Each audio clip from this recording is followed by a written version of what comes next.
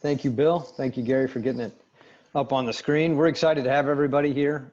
Thanks for taking a little bit of time away from your busy schedule to go through some technical poinsettia information. We're going to go, as Bill said, from sticking the cuttings through pinch. For some of you, there's already poinsettias in the greenhouse. For others, the crop hasn't quite arrived yet, but it'll be coming soon. For those of you that get liners in, you're probably a few weeks away from getting that product. But we're excited to have you guys here. We're excited to share this information, and as we said, we're happy to answer questions as we get towards the end of the webinar. All right, so we're going to touch on different aspects of propagation. We'll cover sanitation. We'll go through propagation on unrooted cuttings, media, the different stages of prop.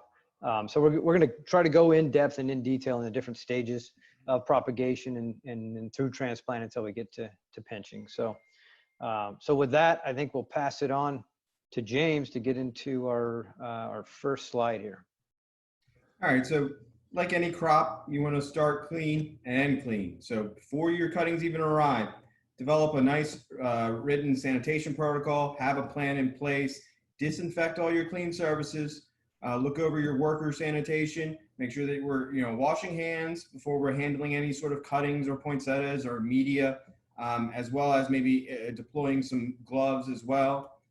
Footpaths might be preferred for your application, making sure that you don't have anything really tracking through your nice clean prop house, and make sure that you're in that prop house. You're disinfecting everything, especially the floors. It seems to be a missed thing because that's where your primary pest for propagation, fungus gnats, is going to start to breed first and then get into your media.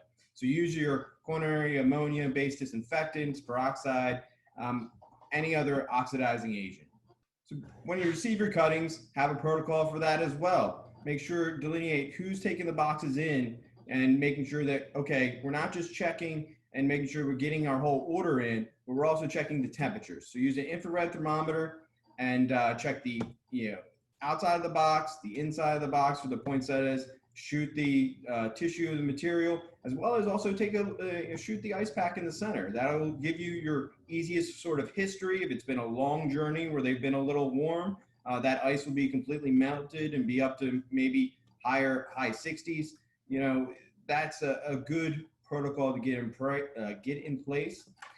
Now, if your temperatures are as well as practical, if you can store the cuttings overnight, but that's not necessarily required. If you get like a warm shipment in, right now, especially during this time of COVID, parcel services such as FedEx and UPS are having difficulty keeping up with demand and really are kind of bending their rules for time of delivery. So it's more than likely poinsettias are going to come in a little bit warmer than usual in past years. So again, check your cooler prior to doing anything, a couple more days before. Put a min-max, trust, but also verify. Make sure that it's not getting too cold as that cooler starts to cool back down. We don't want to get anything really below 48. I mean, ideally, we want to stay 50, all right? And I want to pipe in one other thing that's really important. Coolers draw moisture out of things, so the process of cooling, so you want to make sure that your cuttings are very moist in there. And I think, trying to get ethylene gas away from the cutting, so get the bag open or out of the bag, but don't lose all your moisture. You want the moisture, but you want the gases out. Yep, and if you can, cool the cuttings for a minimum 4 hours. Best to do overnight. After this cooling process, your cuttings should be firm and turgid. And this is actually a little bit self-checked, so you don't end up using your propagation material on something that didn't arrive and that will never make, and waste your labor, and then you're going to chase your tail and throwing it away in the first place. So having that little bit of buffer time where that cutting can recover in the cooler, regain moisture, and cool back down from the shipping process is in everyone's best interest. And then I believe Gary's going to take us through media. Yeah. So, historically, way back, people would stick in cells and just loose media, and that's okay. But the problem with the poinsettia is a coarse root, and that coarse root, if you try to lift that open soil cell, the soil will fall away. So poinsettias are primarily stuck in some form of stabilized media.